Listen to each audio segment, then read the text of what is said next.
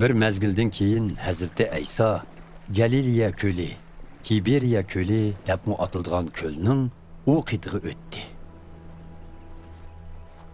Zo'r bir top xaloyiq uning keynidan agishib mangdi.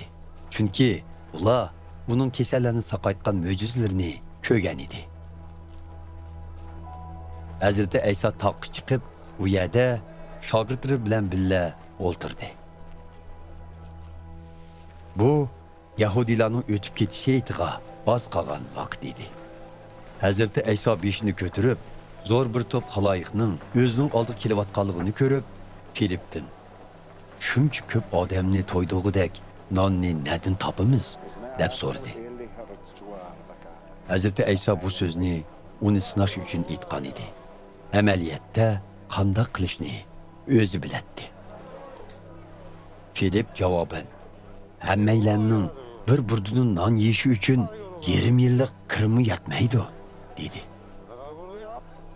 Shogirdlardan yana biri, ya'ni Simon Petrusning inisi Andar Hazreti İsa'ga: "Bu yerda bir kichik bola bo'lib, buningda 5 arpa non bilan 2 beliq bor. Lekin buncha odam uchun bu nimaga yetsin?" dedi. "Ko'pchilikni o'tirg'izinglar", dedi Hazreti İsa. U yer keng ketgan chimanzorlik edi. Xaloyiqning hammasi o'ltirdi. U yerdagi erlarning sonila 5000 chi bor edi. Hazreti İsa nollarni qo'liga ilib, Xudoga shukr etgandan keyin o'tirganlarga bo'lib berdi.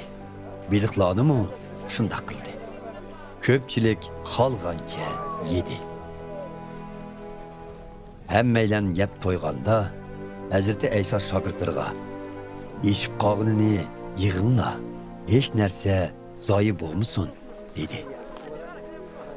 Shuning bilan ular ko'pchilikning 5 arpa nondan yeb, eshib qolganini 12 sevatga to'ldirib yig'ib oldi. Xaloyiq Hazreti İsa'ning ko'rsatgan bu mo'jizasini ko'rib, dunyoga kelishini Musa payg'ambar oldin aytgan payg'ambar haqiqatan mushu ekan deyishdi.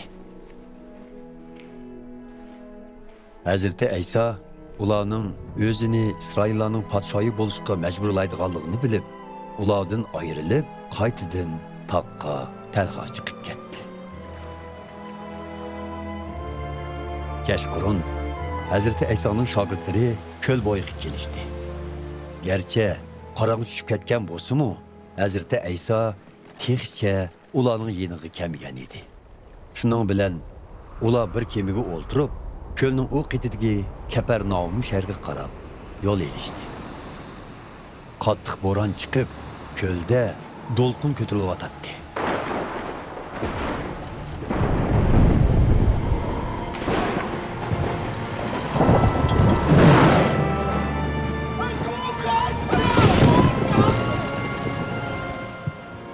Shogirdlar palak urib, 4-5 chaqin yergacha borgandan keyin Hazreti İsa'ning ko'l ustida mengib, kemaga yaqinlashayotganligini ko'rib, qo'qishib ketdi.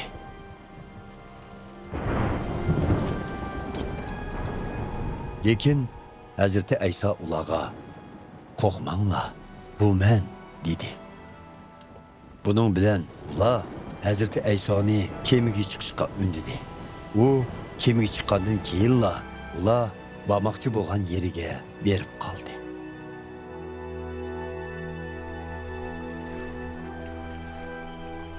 Ikkinchi kuni ko'lning u qetida qolgan xaloyiq tungi kunda u yerda faqat birla kemaning borligini, Hazreti İsa'ning o'z shogirdlari bilan birga u kemaga o'tamaganligini, shogirdlarining yolg'iz ketganligini esiga oldi.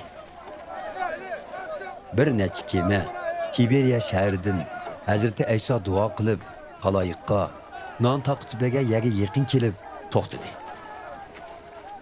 Hazreti İsa'ning va shogirdlarining u yerda emasligini bilgan xaloyiq u kemalarga o'ltirib, Kapernaum shahriga Hazreti İsa'ni izdigili mangdi.